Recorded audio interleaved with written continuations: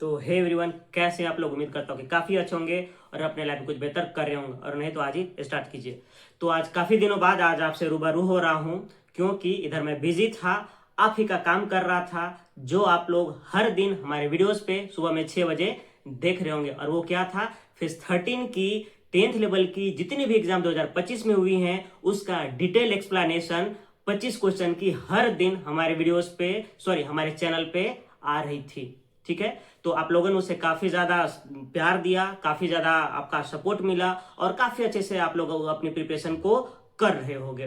तो आज इस वीडियो पे बात करने वाला हूं, 2026 हमारी आने वाली है और इसको लेकर के आपने, हमने, सबने बहुत सारे रिजोल्यूशन लिए होंगे, बहुत सारे कुछ ना कुछ चीजें रखी होंगी कि भाई हमें ये करनी है, हमें ये करनी है।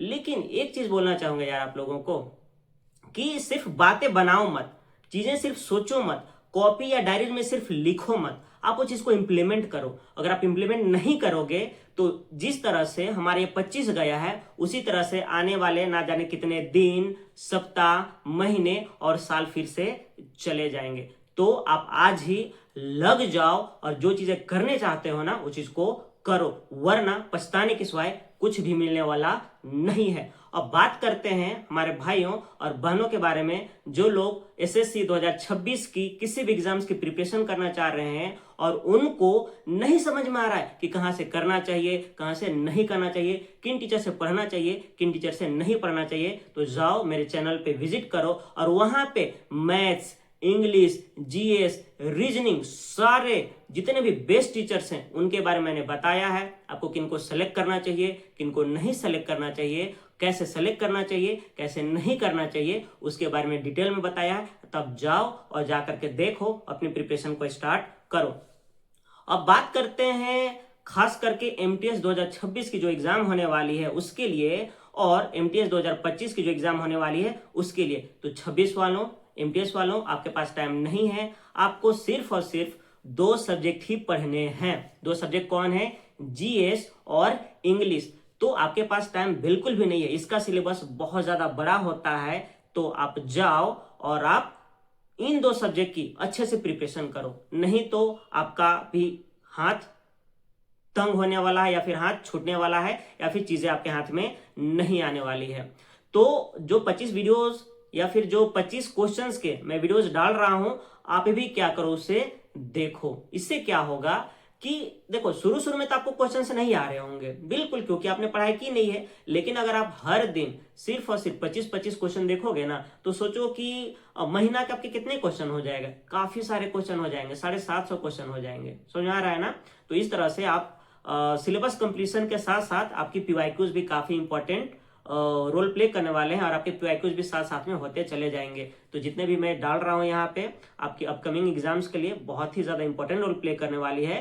तो आप भी उसे देखो, भले आप बिगिनर हो बट आप उसे देखो।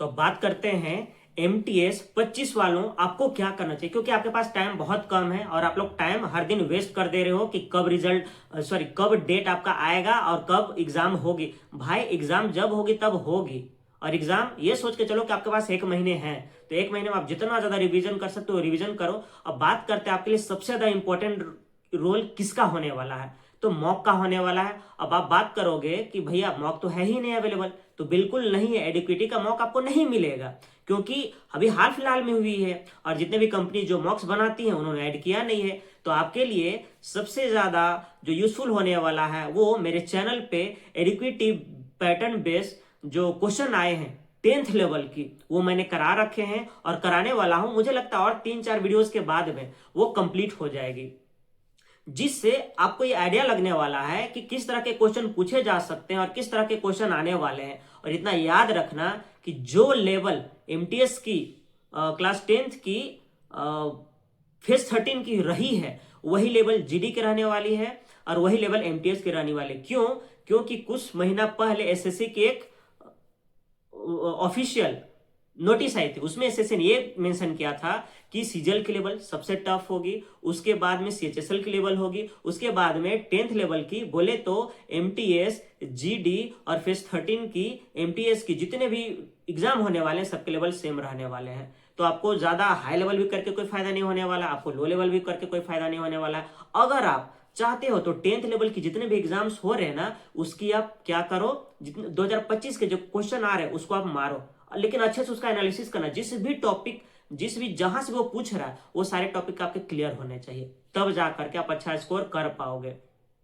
और आपको एनालिसिस काफी अच्छे से करना होगा। और अगर आपको नहीं आता है तो जाओ मेरे चैनल पे, वहां पे मैंने 7-8 वीडियोस डाले हैं और 4-5 डालूंगा तो क्लियर हो जाएंगे 2025 के फेज 13 के एमटीएस लेवल के सारे शिफ्ट हो जाएंगे। तो वहां पे आप जा करके आप देखोगे तो आपको समझ में आएगा कि आपको किस तरह से करना है एनालिसिस, किस तरह से आपको क्वेश्चन को सॉल्व करना है, किस तरह से चीजों को आपको याद करना है, किस तरह से आपको नोट्स बनाने हैं, है ना।